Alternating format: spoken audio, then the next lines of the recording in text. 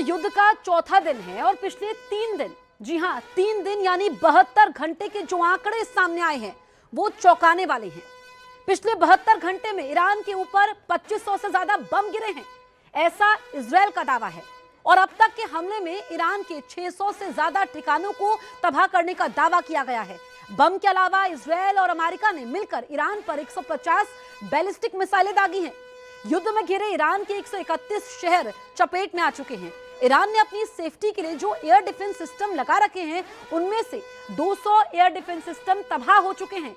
युद्ध के 3 दिनों में ईरान के अंदर 550 से ज्यादा लोगों की मौत का आंकड़ा सामने आया है। इधर ईरान की ओर से भी आंकड़े जारी किए गए हैं। दावा किया गया है कि ईरान ने अब तक 1000 ड्रोन अटैक किए हैं। अकेले दुबई की बात करें तो दुबई में ही 200 ड्रोन अटैक हो चुके हैं। तो देखिए, ईरान और इजरायल की जंग सिर्फ 2 देशों तक सीमित नहीं, इसने पूरे मिडिल ईस्ट को चपेट में ले लिया है। सवाल यह है कि क्या खाड़ी का ये नया फ्रंट है मिडिल ईस्ट को विश्व युद्ध की दहलीज पर ले आया है, क्योंकि इजरायल के हमलों के बाद देखिए ईरान ने पश्चिम एशिया में अमेरिकी सैन्य ठिकानों को निशाना बनाना शुरू कर दिया गया और हाहाकार मचा हुआ है। और इसीलिए ये कहा जा रहा है कि ईरान ने दुश्मनों से लड़ने के लिए अलग अलग वॉर फ्रंट्स के जरिए एक 360 डिग्री प्लान तैयार किया है।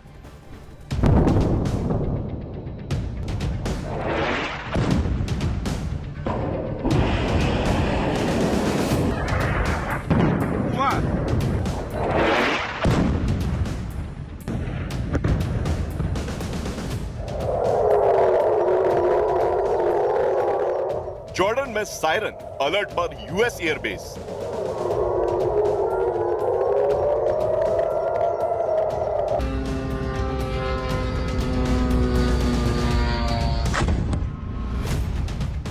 कुवैत में अमेरिकी बेस पर मिसाइल हमला।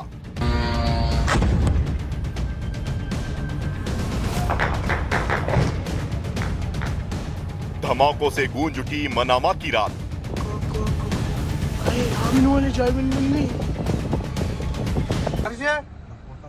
इजरायल और ईरान की जंग में मिडिल ईस्ट का नक्शा बदल रहा है। ईरान वर्सेस इजरायल की लड़ाई अब सिर्फ 2 देशों तक सीमित नहीं रही। जॉर्डन, कुवैत,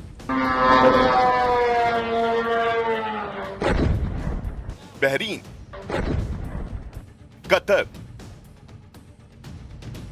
सऊदी और लेबनान तक युद्ध की आग फैल गई और खाड़ी में बन गया नया वॉर फ्रंट।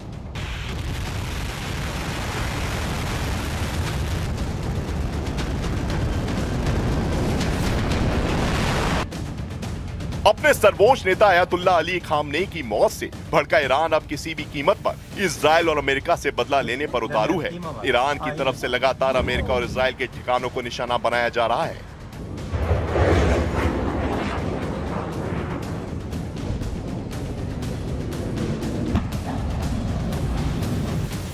जॉर्डन और कुवैत में अमेरिका के सैन्य ठिकानों पर ईरान ने जोरदार हमले किए, तो वहीं इजरायल के तेल अवीव में केमिकल फैक्ट्री को भी निशाना बनाया। केरविल में होटल पर ईरान ने ड्रोन हमला किया, क्योंकि वहां पर भी अमेरिकी सैनिकों के छिपे होने की जानकारी सामने आई थी।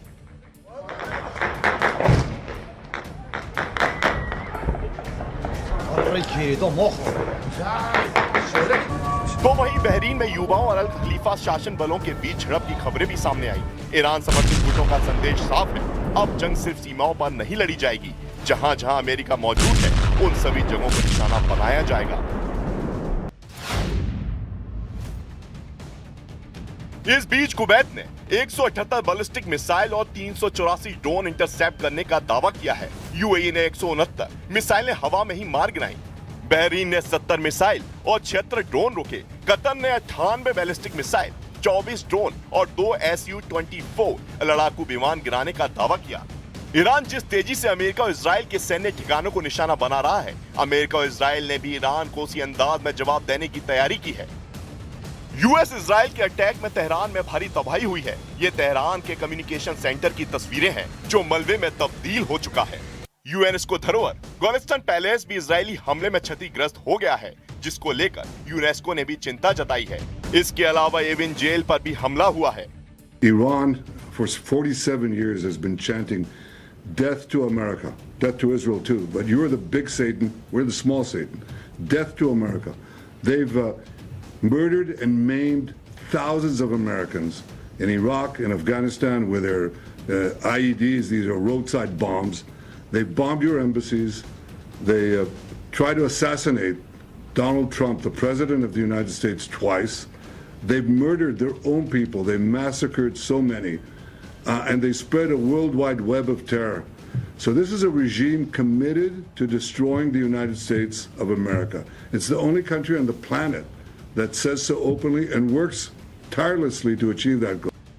उधर लेबनान में हिजबुल्लाह ठिकानों पर भी इजराइल ने भीषण प्रहार किया है।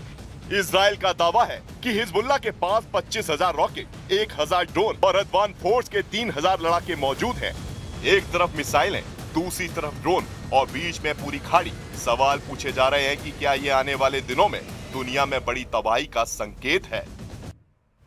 तो देखिए, ईरान का शाहिद 136 ड्रोन चर्चा में लगातार है, क्योंकि एक छोटे से ड्रोन ने ईरान की नाक में दम कर दिया है। देखिए, शाहिद 136 ईरान में बना एक ऐसा ड्रोन है जो मुख्य रूप से हमले के लिए डिजाइन किया गया है। इसे कम लागत वाला हथियार माना जाता है। इसे आत्मघाती ड्रोन भी कहते हैं, क्योंकि एक बार इस्तेमाल होता है, यानी कि ये अपने लक्ष्य पर पहुंचकर फट जाता है।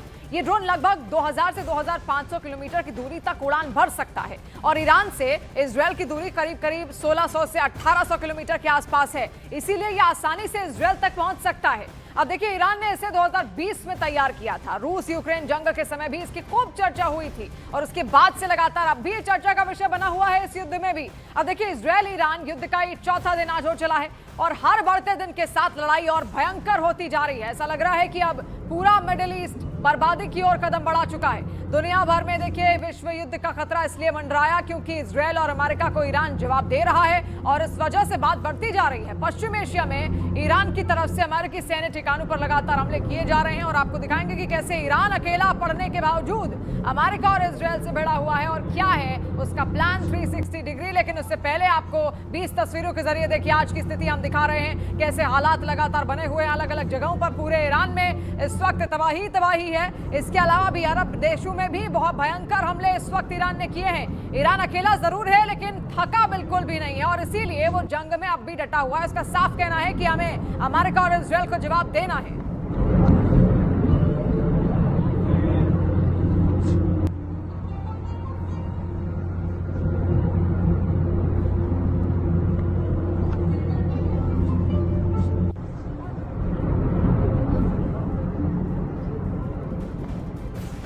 और देखिए, ईरान पर हुए युद्ध में ये तो पब्लिक समझ रही है कि ईरान एक शिया देश है और ये जो बाकी देश जिनमें अमेरिकी ठिकानों पर ईरान हमले कर रहा है ये शायद सुन्नी मुस्लिम देश है। लेकिन मुसलमानों के अलावा बाकी लोग भी देखिए कई सारी चीजें यहाँ पर समझ रहे हैं। लेकिन मुसलमानों के अलावा देखिए बाकी लोग ज्यादा समझ नहीं पाते कि शिया और सुन्नी होता क्या है। तो इस्लाम की पेचीदगियों में आपको ज्यादा ना जाते हुए इसको अगर समझने की कोशिश करें तो ये समझ में आता है कि ये शिया और सुन्नी दो